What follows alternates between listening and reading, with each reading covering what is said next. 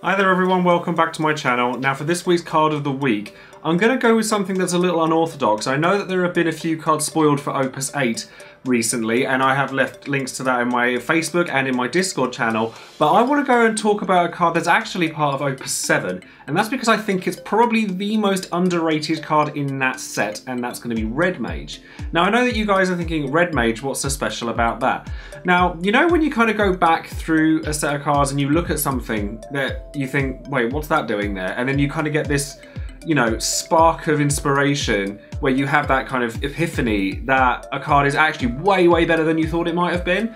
Red Mage has been that card for me recently, and having looked at some of the decks through Grand Open Bologna, I came across this Water Lightning deck which was piloted by Joel Bialik, who is somebody who I've actually played against before and is one of the loveliest guys, so I'm very happy to kind of give a link in the description box below for his deck list if you want to go and check that out. And it contained this Red Mage, and I looked at it and I'm like, hold on a minute, this card is insane. Like, it's 3 CP removal on entry for a forward that you can then use to break something else later. And it's a standard unit, and it goes in a colour combination that is absolutely chock-a-block full of removal. How is this card not getting played more? And I was so impressed by this deck that I then went and built it myself, and I started playtesting it, and I was like, oh my god, this card is insane. So I then wanted to kind of showcase it to you guys.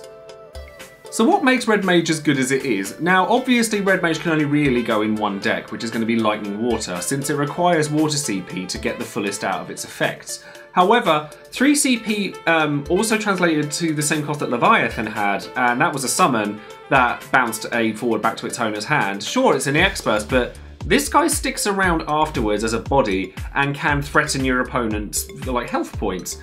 But not only that, but because it's a body as well, it's just able to trigger other things. Like if you're playing Ramza, it's a forward that makes him cheaper. If you're running Cloud of Darkness, it's a forward that makes more powerful. There's lots of little interactions that just by having that extra forward make a big difference. Not only that, but because it's a standard unit, it can be searched for via Bran.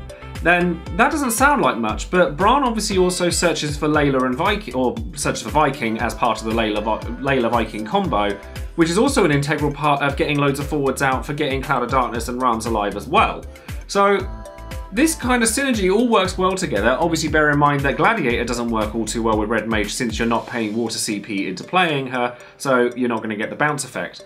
But the fact that you could just kind of leave it there and it's a threat that needs to be dealt with because it's an actual answer to things like Y'shtola and Dadaluma, this actually could be a really big card that is in a colour combination that's not very heavily explored.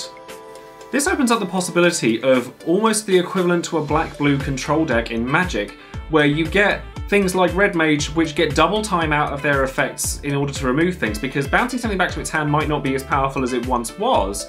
However, in this kind of game where you're forcing your opponent to discard cards to play the same cards over and over again, early game this card could actually be really vicious.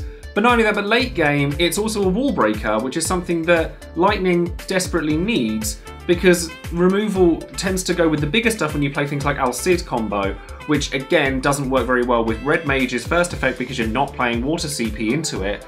But you just have this massive suite of removal, because Water's no slouch when it comes to removal either. You have Cloud of Darkness, you have Famfrit, you have the various Leviathans. Then you also get like Yuna to make them cheaper. You could run Kuka Lane alongside this, like Cloud of Darkness and Black Mage and Illawa, just to make it so that everything's too small to block, and then anything that you could just get rid of with Red Mage. I just think that this card is extremely underrated and could actually be the major Dark Horse sleeper from this set.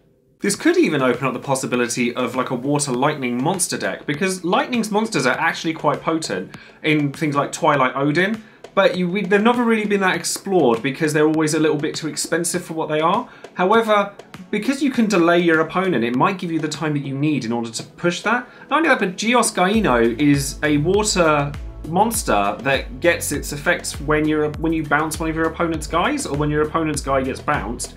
So you could kind of have a little play around with that. I'm not saying that a build like that would necessarily be up there with the top tiers, but I think it's definitely worth exploring.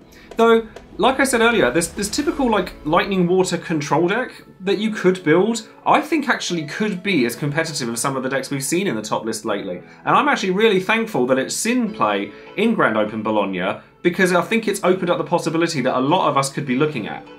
Now that's going to be it for this week's card of the week. Now don't forget to check out all of the social links in the description box below, including my Discord, Patreon and Twitch channels. And then you can stay tuned because I will be posting a new deck profile over the weekend, and I'm hoping to bring you guys some more gameplay footage over the next couple of weeks as well, so that you guys know that I do still play the game and I haven't completely ditched you all for Opera Omnia, don't you worry. Anyways, thank you very much for checking in, and don't forget to subscribe, and I'll see you all soon. Bye!